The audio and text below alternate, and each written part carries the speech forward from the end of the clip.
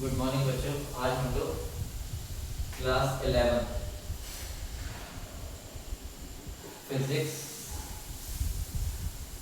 और केमिस्ट्री की शुरुआत करेंगे। तो शुरुआत दोनों की एक ही जगह से होती है क्योंकि दोनों ही विज्ञान के पार्ट हैं। तो पहले हम लोग दोनों के बारे में कॉमन पढ़ेंगे और अगले वीडियो में फिजिक्स अलग पढ़ेंगे, केमिस्ट्री को अलग से पढ़ेंगे। तो फिजिक्स और केमिस्ट्री की बात करें तो फिजिक्स को बोलते हैं भौतिक विज्ञान और केमिस्ट्री को बोलते हैं रसायन विज्ञान। दोनों ही विज्ञान हैं। तो विज्ञान की अगर बात करें, विज्ञान जो शब्द लिया गया है वो लिया गया है विशिष्ट ज्ञान से। विशिष्ट ज्ञान, ठीक है। विशिष्ट का मतलब होता है स्पेशल। स्पेशल मतलब स्पेसिफिक, क्योंकि इसको साइंस बोला जाता है। और साइंस जो शब्द है वो लिया गया है साइंटिया से, और साइंटिया का मतलब होता है स्पेसिफिक नॉलेज, यानी किसी वस्तु का स्पेशल ज्ञान, यानी विशिष्ट ज्ञान ही विज्ञान कहलाता है। कोई भी टॉपिक हो उसके बारे में अगर पढ़ना होगा तो उसका एक अलग से विज्ञान बनाया गया। जैसे पॉलिथिन का अलग विज्ञान है, नक्षत्र के बारे में जानकर, तारामंडल के बारे में जानकारी लेना उसका अलग विज्ञान है, खाना बनाना सीखना उसका अलग विज्ञान है होम साइंस, कपड़े बनाना सीखना उसका अलग विज्ञान है, दवाइयों के बारे में जानना उसका अलग विज्ञान है। तो हर एक चीज का अलग अलग विज्ञान होता है, इसलिए उसको बोला जाता है विशिष्ट ज्ञान। तो किसी वस्तु के विशिष्ट ज्ञान को ही विज्ञान कहते हैं। अब विज्ञान की बात करें तो विज्ञान हम यहाँ 11th और 12th क्लास में विज्ञान को 3 भागों में क्लासिफाई करते हैं। नंबर 1 फिजिक्स यानी भौतिक विज्ञान, नंबर 2 केमिस्ट्री यानी रसायन विज्ञान, और तीसरा बायोलॉजी यानी जीव विज्ञान। लेकिन हम लोग केवल फिजिक्स और केमिस्ट्री ही पढ़ेंगे, बायोलॉजी नहीं पढ़ने वाले हैं, ठीक है। यहाँ तक समझ में आया। अब हम बात करते हैं विज्ञान में सबसे पहले जो बात की जाती है वो बात की जाती है मैटर की, द्रव्य, यानी शुरुआत यहीं से होती है, द्रव्य।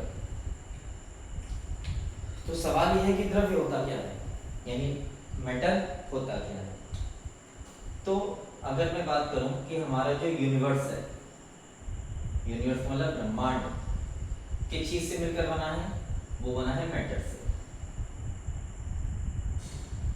तो जो ब्रह्मांड है वो कैसे मिलकर बना है, मैटर से मिलकर बना है, द्रव्य से मिलकर बना है। द्रव्य क्या होता है, द्रव्य का मतलब ये कि हम अपने आसपास जो भी कुछ देख रहे हैं वो सब द्रव्य है। यानी हमारे शरीर में 5 ज्ञानेंद्रियां हैं। नंबर 1 आँख, जो देख रहे हैं वो सब द्रव्य है। कान, जो भी सुन रहे हैं वो सब द्रव्य है। नाक, जो भी सूंघ रहे हैं वो सब द्रव्य है। जीभ, जो टेस्ट कर रहे हैं वो सब द्रव्य है। और त्वचा, जो महसूस कर रहे हैं वो सब द्रव्य है, ठीक है। तो हमारे शरीर की 5 ज्ञानेंद्रियां होती हैं। उन ज्ञानेंद्रियों के द्वारा जिनका अध्ययन किया जाता है उसे हम लोग द्रव्य कहते हैं, मैटर। और मैटर जब मिलके क्या बनाता है, यूनिवर्स की रचना करता है। जो मैटर है उसको हम सजीव और निर्जीव 2 भागों में डिवाइड करते हैं। इसको सजीव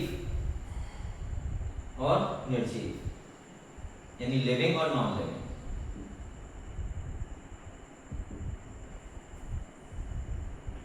नॉन लिविंग अगर पेपर में डिफाइन आ जाए कि द्रव्य क्या होता है तो तुम्हें लिखना है द्रव्य एक ऐसा, मतलब द्रव्य वह है जिसके अंदर द्रव्यमान हो और वह स्थान घेरे, उसको हम लोग क्या होते हैं, द्रव्य कहते हैं।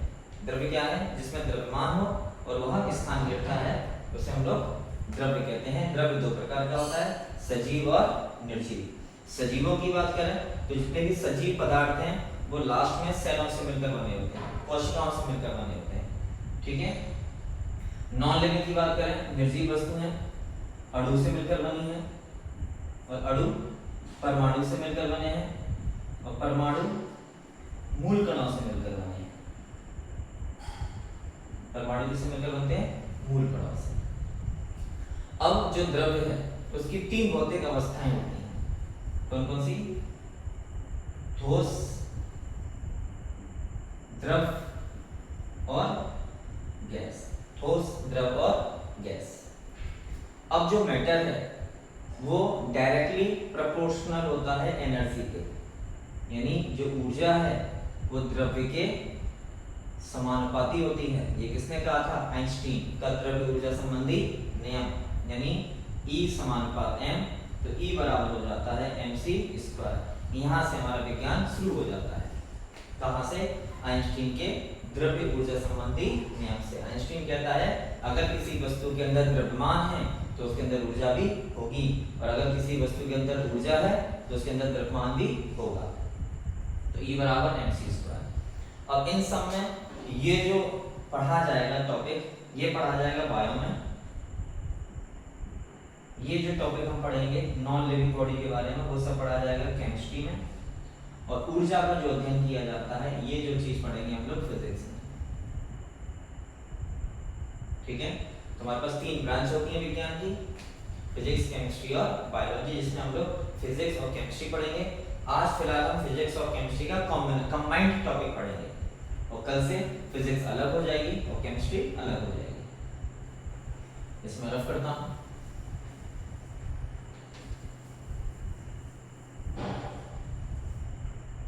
अब हम बात करते हैं सबसे पहले वस्तुओं की। वस्तु